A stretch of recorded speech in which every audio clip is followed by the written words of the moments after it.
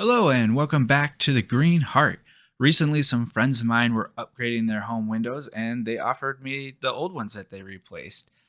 I've had cold frames on my to do list for the garden for a while now, so thought this would be the perfect opportunity to start this project.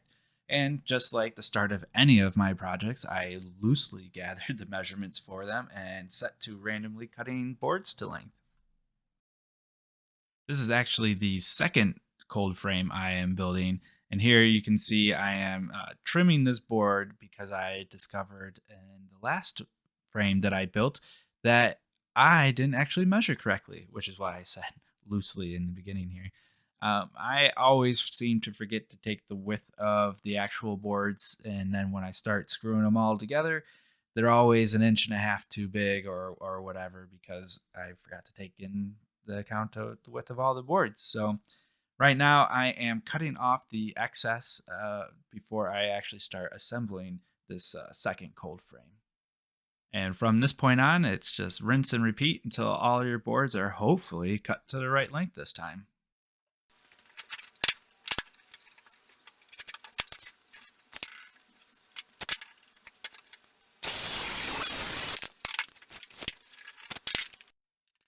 Now, here's where the real fun begins. And if I haven't said this yet and it isn't painfully obvious at this point, I have no idea what I'm doing. And 90% of the time, I'm making this up as I go along.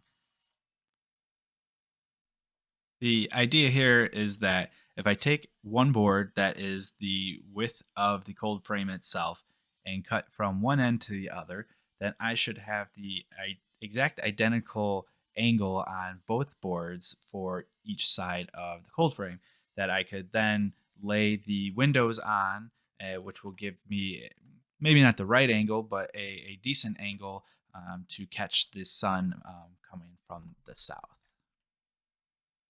So here I'm just kind of seeing, making sure that they line up. They are slightly off, but like I said, it's not perfect. It doesn't need to be perfect for this application. And for this next step, I'm using some scrap wood to form a brace that will allow me to connect the two pieces together and form the side walls.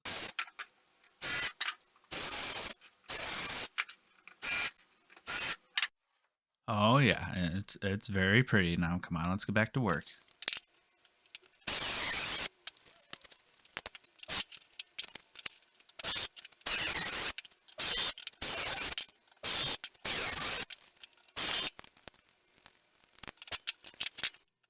At this point, I realized the screws were just a little bit too long, so I filed those down.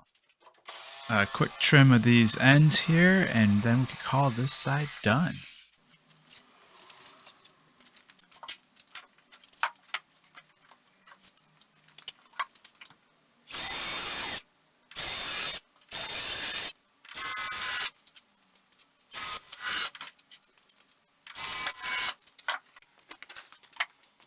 And of course, how do we start the next day? But by breaking our drill bit. Yeah, there it is.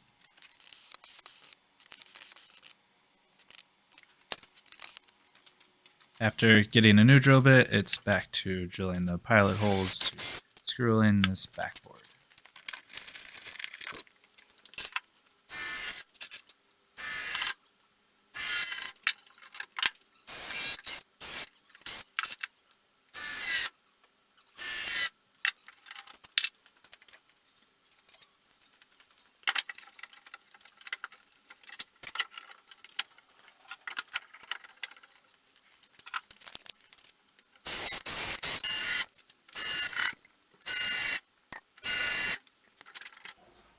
Once the back panels are screwed on, then it is time to move on to the front panels.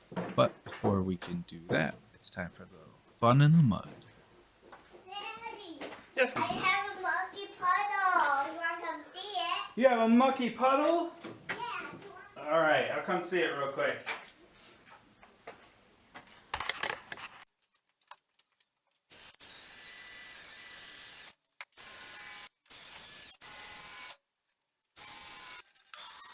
Of course, everyone's favorite part of the project, and that's sanding. I'll save you the hours and hours of footage I have of that. I normally wouldn't sand a project like this, but I wanted to go the extra step just to see what the difference would be, since, like I said, this was my second one. So I thought I'd just kind of take that extra step.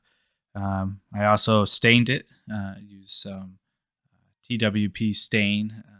It was left over from another project, and I figured why not. It turned out pretty good. It was a cedar base, or a cedar color, cedar tone. Came out pretty good.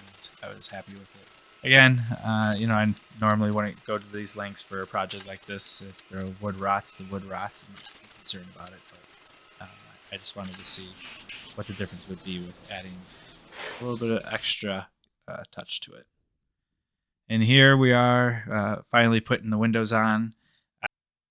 There were some gaps between the window panes and the wood frame, so I used some old tire tubes, inner tubes that I got from the local bike store, and stapled those down and used those as a weather strip between the panels. You've made it to the end here. I'd like to thank you. This video took me quite a while to get out. It was a little bit of a roadblock, so I'm happy to finally have it out. And as always, please like, comment, and subscribe.